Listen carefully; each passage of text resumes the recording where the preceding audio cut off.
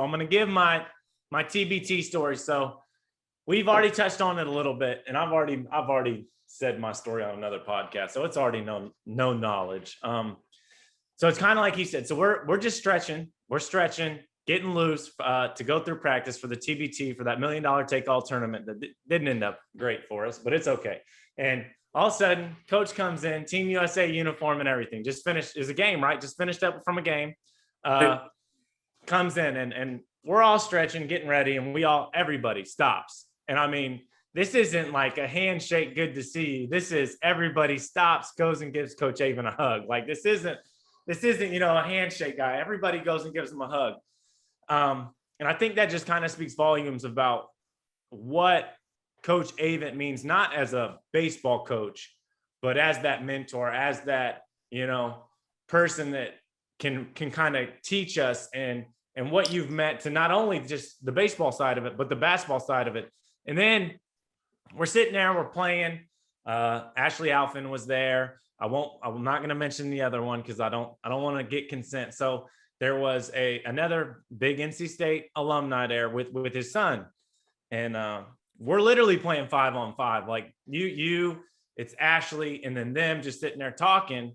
And we're playing 5-on-5, and all of a sudden I'm looking over there and you start to take off your jersey. And I'm like, okay, what's going on over here? I'm starting to get a little interested. So then I finally come out because I'm old and don't need to be playing, practicing for an hour. And you had taken off at this time, said bye, taken off. And I sit with Ashley. I was like, what was coach doing with his uniform? And you had given the uniform to the 12-year-old boy, and you had never met him.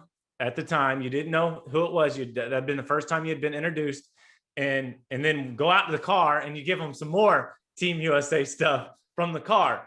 And I look at this and I kind of tell everybody, when NC State baseball gets brought up and Coach Avon, and I'm like, it's so much bigger than baseball. Like the influence that you have, you. To me, I mean, that's a Team USA jersey. I get that there might be, 2 or 3 at the house already, but that's amazing to just give that to someone that you had just met. And you have no idea, because I went out to eat with them afterward, and the kid, the only thing he could talk about was how awesome that NC State jersey was. He wanted to go into the restaurant wearing it.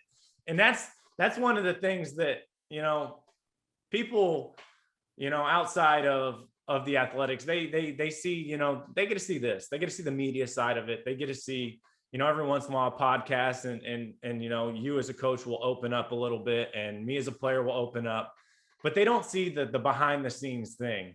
And that's one of the things for me, when I get older and I'm, telling my kids stories about you and about, the Monty Taos, it's about how good of a person you were and how you just loved NC State so much that you just gave, a kid your jersey that you had just played in the game, training all the guys to go play in the Olympics, a jersey. So that was, for me, was an awesome moment to be able to kind of experience that and see how great of a person you are, and just kind of learn the passion that you've always had for NC State.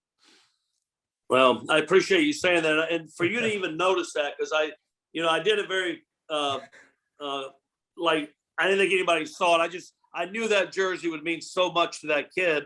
And then we just finished our last game, half week, travel through all the Appalachian League. It'd been a summer of traveling, and to show y'all how special y'all are, I haven't even been home yet. I've been gone for 3 weeks, hadn't even been home yet.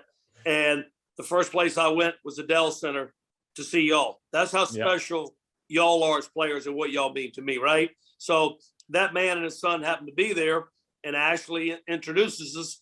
And he said something about the kid loved baseball, and, he thought it was cool that I was a USA coach, but yet he knew I was an NC State baseball coach. And he loves baseball. So it just kind of made sense. That would mean so much more to him. But when I got in the car, when we left the hotel, they loaded us with so much stuff they'd given us. Yeah. And I thought, is this going to go home and sit in my closet, or is this going to make a 12-year-old kid smile? I remember one time I went to see the Rocky Mountain Leafs play in Rocky Mount. It was the biggest thing in the world to me. Class A baseball, Rocky Mount. and I got a autographed baseball. I won a raffle, an autographed baseball, the Detroit Tigers. I thought it was the greatest thing in my lifetime to win that baseball when I was probably his age. So, and I think all the great players that I got to witness, they've always given back in ways that people never know, whether it's an autograph, whether it's a smile, whether it's a high five. I've watched the great guys, Russell Wilson. I've seen Russell Wilson sit there and sign autographs forever after a game at Carter Finley. And so we always learn, whether you're learning from one of your players, whatever. And but I appreciate you saying that, because it was neat. But the story I want to tell you is the reason after 3.5 weeks on the road, before I went home, I stopped at the Dell Center to watch y'all practice. Tells you how much I think of every one of you players that was there that night and playing with the TBT, because I wanted to see you guys. I miss you guys. I learned a lot from you, and my relationship with all of y'all is very, very special. Yeah. Well, I appreciate you coming for sure. And that's one of the things my dad always told me. He kind of said, one day, because I think it was after a game or something, and there's a ton of people out, and they all wanted pictures. I didn't play very good. I think we might have lost. And my dad kind of looked at me. He said, do you ever get tired of it? And I said, sometimes I do. And he's like, well, I'll tell you this.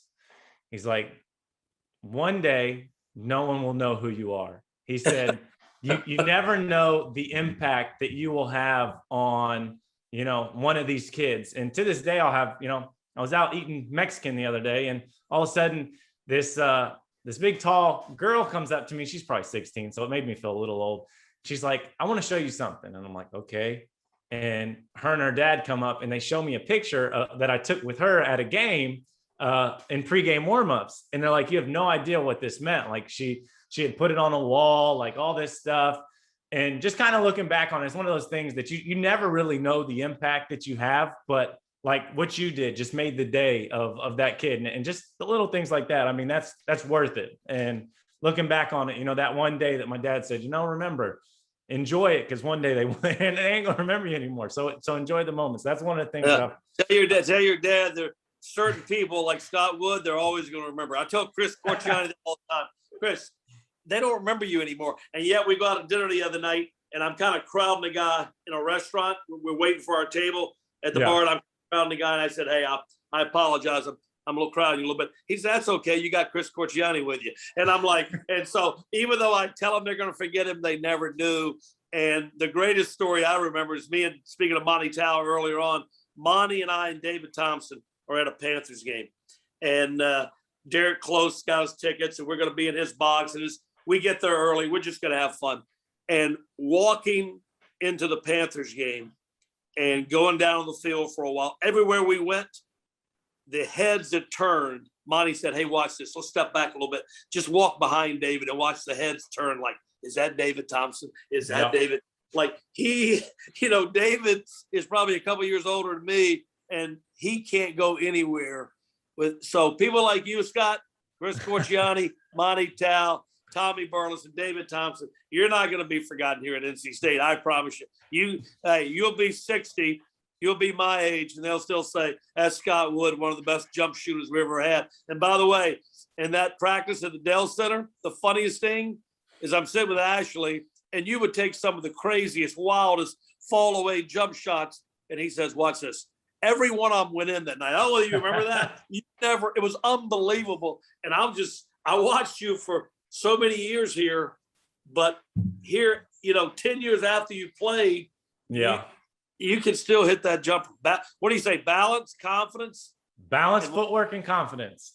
There you go. If you got all three, you're going to be a great shooter. I can promise you that. So anybody looking to be a great shooter, balance, got to be on balance, got to have confidence, you got to have great